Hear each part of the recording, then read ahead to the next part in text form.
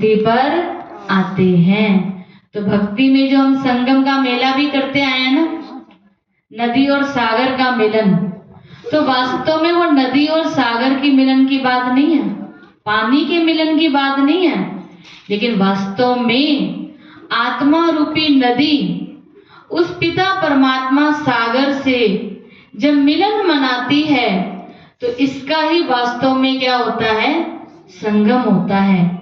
तो ये संगम का समय, ये महाशिवरात्रि का पावन पर्व, तो इस समय ये जो आज जो हम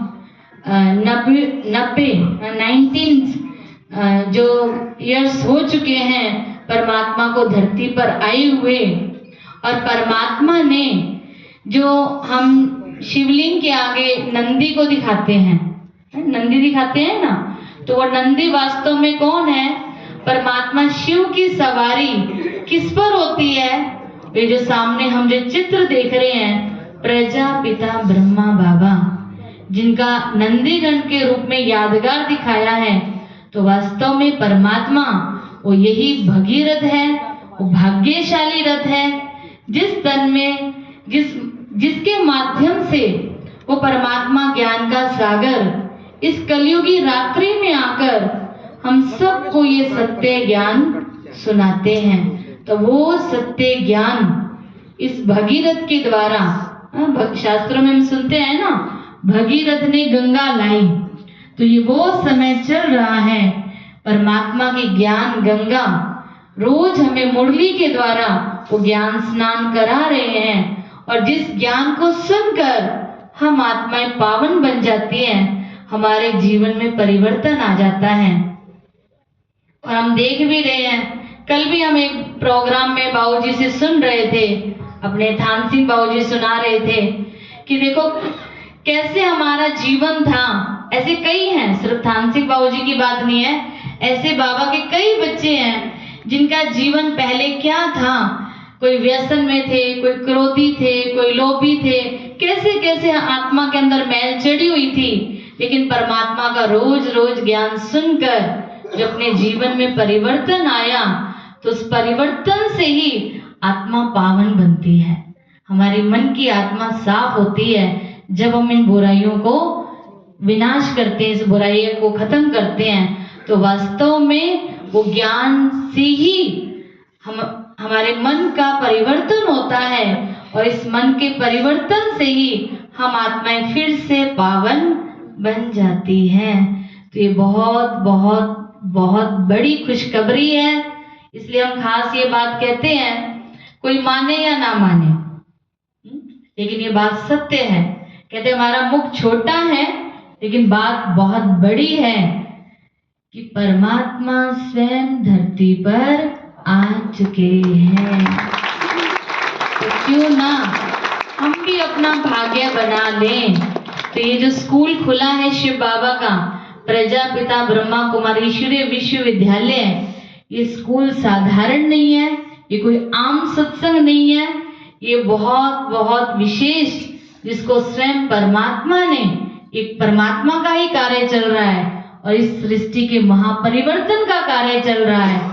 तो हम समझ जाएं, अब बहुत थोड़ा समय रह गया है, बहुत सुंदर दुनिया आने वाली है, और ये कलयुगी दुख की दुनिया, अशांति की दुनिया जाने वाली है, और बहुत सुंदर संसार आने वाला है, जहां नर नारायण होगा और नारी लक्ष्मी होगी। ऐसी बहुत सुंदर दुनिया आने वाली है, जिसके लिए हमने गीत में सुना भी है, आप सबने भी सुना होगा, नन्हे मुन्ने बच्चे तेरी मुट्ठी में क्या है।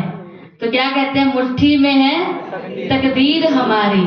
तो उसमें एक लाइन आती है, अच्छा बच्चों बताओ आने वाली दुनिया कैसी होगी, हमें तो समझाओ। तो बच्चे क्या कहते हैं, आने वाली दुनिया में सबके सिर पे ताज होगा, ना कोई दुख होगा, ना कोई गम होगा। तो ये सत्य है कि बहुत सुंदर दुनिया आने वाली है, जिसको शास्त्रों में हमने याद भी किया है। किसी ने बैकुंठ के रूप में, किसी ने जन्नत, परिस्तान, बहिष्ठ, स्वर्ग, अनेक नामों से हमने अलग अलग शास्त्रों में, अलग अलग भाषा में, अलग अलग रूप से हमने उस दुनिया को सबने याद भी किया है। तो ये सत्य है। अब ये रावण की दुनिया, बुराइयों की दुनिया जाने वाली है और राम राज्य फिर से आने वाला है। तो बाबा ने कही खुशखबरी सबको सुनाओ। अगर आपको भी उस दुनिया में चलना है तो हमें भी क्या करना पड़ेगा, इस ईश्वरीय विश्वविद्यालय में अपना एडमिशन लेना होगा, उसकी ये पढ़ाई पढ़नी होगी। क्योंकि उसकी पढ़ाई से, उसके ज्ञान और योग से जब हम अपने जीवन में पवित्रता को धारण करते हैं, खान पान की धारणा करते हैं, तो हमारे जीवन में डिविनिटी आ जाती है, दिव्यता आ जाती है। क्योंकि नेचुरल है, जब हम अपने जीवन में ब्रह्मचर्य की धारणा करेंगे, खान पान की शुद्धता को अपनाएंगे, तो हमारा जीवन एक चेहरे की रौनक ही क्या हो जाती है, एक अलग हो जाती है। जिसके अभी भी हम सभा में देख रहे हैं, सबके चेहरे एक अलग से ही चमक रहे हैं। तो हमारा चेहरा ही बताता है, हमारी चमक ही बताती है कि ये पढ़ाई कोई साधारण पढ़ाई नहीं है। तो आप सबको फिर से इस पावन पवित्र त्योहार की बहुत बहुत बधाई हो, बधाई हो, बधाई हो। और एक बात